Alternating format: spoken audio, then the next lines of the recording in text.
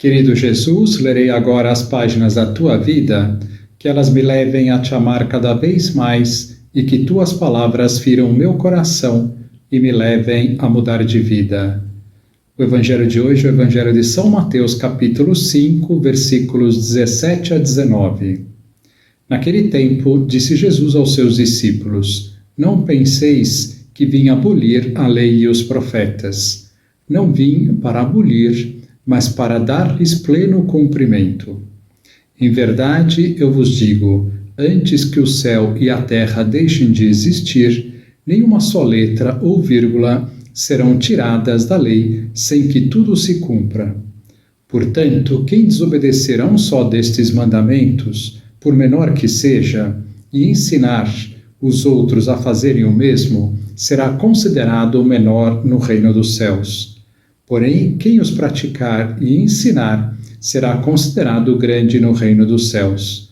Palavra da salvação. Glória a vós, Senhor.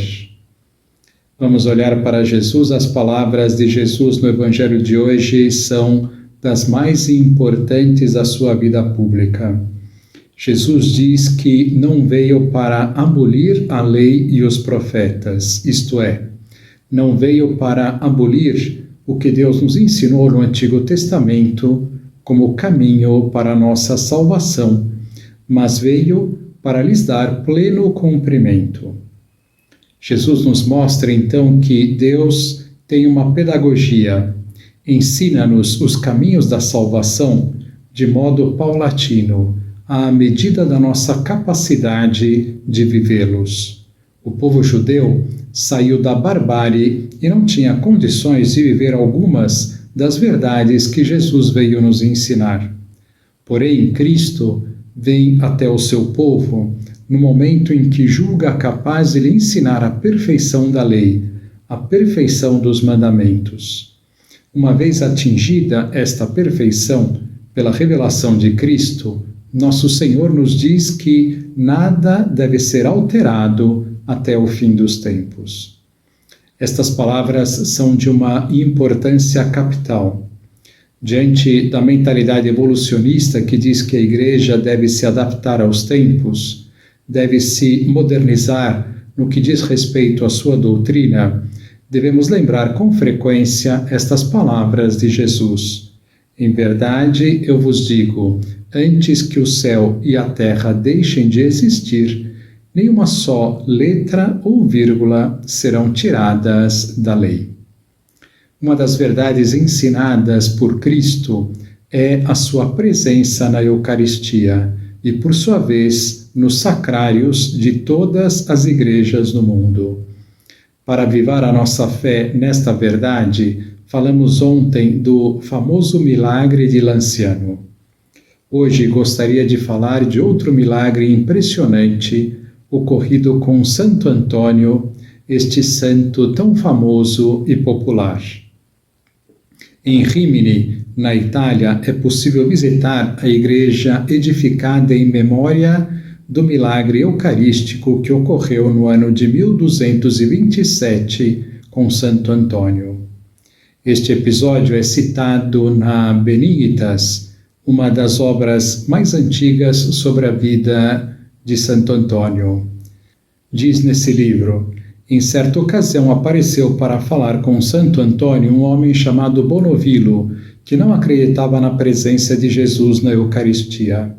Num determinado momento, Bonovilo disse ao santo: se você, através de um milagre, conseguir convencer-me que na hóstia consagrada está realmente o corpo de Cristo, então, depois de abjurar totalmente das minhas ideias, me converterei imediatamente à fé católica.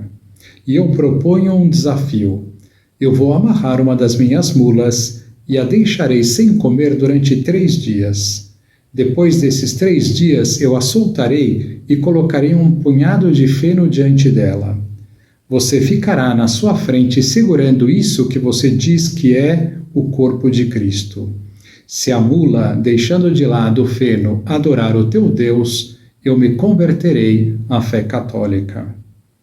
Santo Antônio, iluminado pelos céus, aceitou o desafio. O encontro foi marcado na Praça Grande, hoje em dia Praça dos Três Mártires, atraindo uma multidão enorme de curiosos. No dia combinado, Bonovilo apareceu com a mula e com a cesta de feno. Chegou Santo Antônio, que, depois de ter celebrado a missa, trouxe em procissão a hóstia consagrada dentro do ostensório até a praça. Diante da mula, o santo disse: em virtude e em nome do Criador que eu, por mais indigno que seja, tenho realmente nas mãos, te digo, ó animal, e te ordeno que te aproximes rapidamente com humildade e o adores com a devida veneração. O animal, apesar de faminto, deixou de lado o feno e aproximou-se para adorar a hóstia consagrada, de tal modo que inclinou os joelhos e a cabeça, provocando a admiração e o entusiasmo dos presentes. Nesta hora, Bonovilo rendeu-se à verdade e jogou-se aos pés de Santo Antônio e abdicou publicamente dos seus erros, convertendo-se daquele dia em diante num dos seus mais zelosos colaboradores.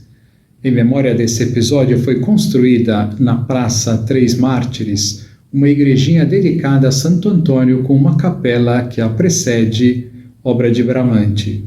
Esta igrejinha, no entanto, foi destruída durante a Segunda Guerra Mundial. Hoje, ao lado do Santuário de São Francisco de Paula, pode-se visitar uma nova igreja denominada Templete, em substituição à original. Um sacrário de prata dourado reproduz a igreja original e um painel do altar em bronze mostra o milagre da mula. Hoje, nesta igreja, faz-se a adoração eucarística perpétua. O milagre da mula aparece representado na iconografia de Santo Antônio desde o século XIII. O milagre também impulsionou o movimento eucarístico que colaborou com a criação da festa do Corpus Christi, instituída pelo Papa Urbano IV em 1264. Que lição nós podemos tirar destas considerações? Que este milagre tão patente e historicamente documentado sirva para avivarmos ainda mais nossa fé na presença de Jesus nos sacrários das igrejas. No final deste texto, deixei um link de um site contando este milagre. Agora vos dou a bênção para este dia, a bênção de Deus Todo-Poderoso, Pai, Filho e Espírito Santo, esteja sempre convosco e permaneça para sempre. Amém.